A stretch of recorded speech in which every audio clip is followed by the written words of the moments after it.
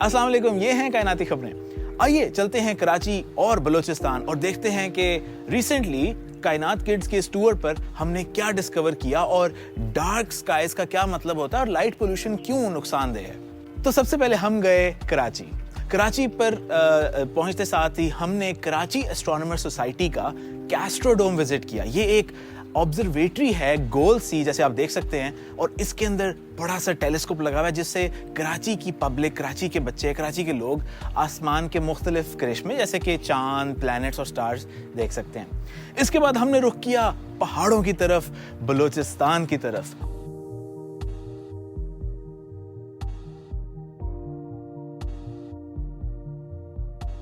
बहुत से मुनफरिद और मजेदार किस्म के लैंडस्केप्स को देखने के बाद हम पहुंचे तकवा स्पेस ऑब्जर्वेटरी। ये एक ऐसी जगह है जहां पर कोई शहर की रोशनी आसमान में नहीं है, और उससे क्या होता है कि जब रात होती है तो सारे के सारे तारे बाहर निकल आते हैं।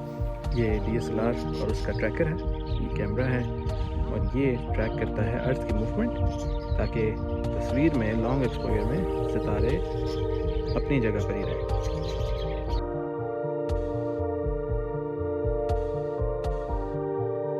हमने यहाँ पर हर किस्म की मुख्तलिफ दूरबीनों से आसमान के अंदर मौजूद प्लैनेट्स, गैलेक्सीज और स्टार्स को देखा, और मैं आपको बता नहीं सकता कि कितना अमेजिंग नाइट स्काई यहाँ से हमें नजर आया। फिर हमने रुख किया बलूचिस्तान के एक ऐसे साहिल के पास जिसका नाम है कुंड मलीर, और जरा देखते हैं कि कुंड मलीर, वहां पर भी आसमान डार्क है, लेकिन वहां पर दूरबीनें क्यों नहीं लगानी चाहिए।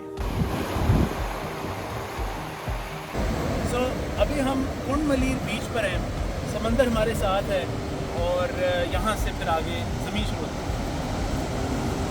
समंदर के किनारे टेलीस्कोप की ऑब्जर्वेटरी बनाना एक अच्छा आइडिया नहीं है, क्योंकि जैसे आप देख रहे हैं हवा और ह्यूमिडिटी बहुत ज़्यादा होती है।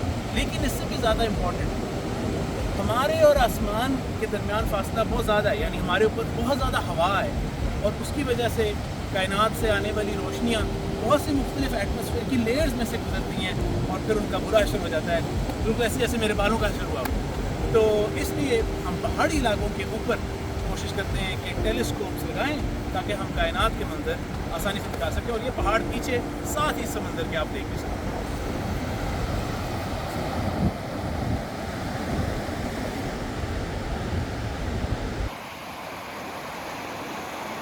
इसके बाद हम गए मैग्निफिसेंट साइंस सेंटर।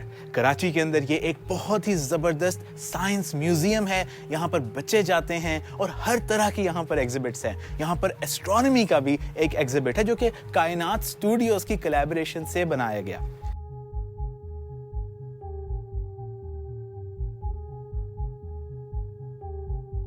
और वहां पर हमने एक टूर लिया और मुख्तलिफ चीज़ें देखी, जैसे कि ज़मीन सूरज के गिर्द कैसे घूमती है, चांद के मुख्तलिफ फेजेस कैसे होते हैं, और ग्रेविटी किस तरह काम करती है। मैग्निफिसेंट सेंटर की विजिट के बाद हम वापस बलूचिस्तान की तरफ गए, जहां पर कराची एस्ट्रोनॉमर्स सोसाइटी के लोगों ने एक रात जगा इवेंट ऑर्गेनाइज किया हुआ था। रात जगा का मतलब होता है सारी रात जागना, और उस सारी रात में हम एस्ट्रोनॉमर्स डार्क स्काई को देखते हैं, मुख्तलिफ कॉन्स्टलेशंस, ब्राइट स्टार्स, गैलेक्सीज, नेबुली, और आपस में डिस्कस करते हैं। बड़ा मजा आता है। और ये भी कराची से तकरीबन 4 घंटे की ड्राइव पर मौजूद है, जहां पर शहर की रोशनियों ने आसमान को लाइट पोल्यूटेड नहीं किया हुआ। इसके बाद हम वापस कराची आए और वहां पर हम गए पाकिस्तान साइंस क्लब के ऑफिस। वहां पर हमने देखे ऐसे टेलीस्कोप्स जो खुद पाकिस्तान के अंदर बनाए गए हैं, और हमने उनमें से एक टेलीस्कोप को इस्तेमाल करके सूरज भी देखा।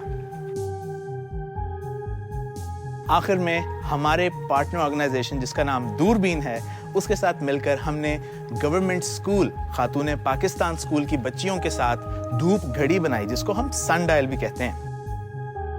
सनडायल की वर्कशॉप के अंदर हमने कागज के टुकड़े से धूप घड़ी बनाने के बाद उसको टेस्ट किया, और उसके बाद हमने दूरबीन से मुशाहिदा किया आसमान का कराची शहर के अंदर से। यहाँ पर मैं शुक्रिया अदा करना चाहता हूँ NED यूनिवर्सिटी का और कराची एस्ट्रोनॉमर्स सोसाइटी का, जिन्होंने हमें ये टेलीस्कोप्स प्रोवाइड किए, जिसकी वजह से तकरीबन 150 बच्चियों ने करीब से चांद और प्लैनेट जुपिटर और सैटर्न को देखा। My name is Ansa Shoaib. I study in class 9B. आज हमने स्पेस एक्सप्लोर करना सीखा। आज कायनात स्टूडियो की टीम से आज कुछ लोग आए थे जिन्होंने हमें स्टार दिखाया और सैटर्न दिखाया और जुपिटर भी। और आज में बहुत मज़ा आया और ये मेरे लिए बहुत एहसास की बात है कि मैंने आज चाँद को इतने करीब से देखा। मैं बहुत खुश हूँ कि मैंने आज चाँद को बहुत करीब से देखा। अब मुझे इस बात का अंदाज़ा हो गया है कि सितारों से जहाँ और भी है। थैंक यू सो मच ज़िंदगी ट्रस्ट, दूरबीन टीम और कायनात। तो ये थी कायनाती खबरें। मुझे उम्मीद है कि आपको ये ट्रिप देखकर बड़ा मजा आया होगा और शायद आप भी डार्क साइट पर जाने के लिए मुंतज़िर होंगे। तो चलें अगली कायनाती खबरों तक इस कायनात में इंतजार कीजिए।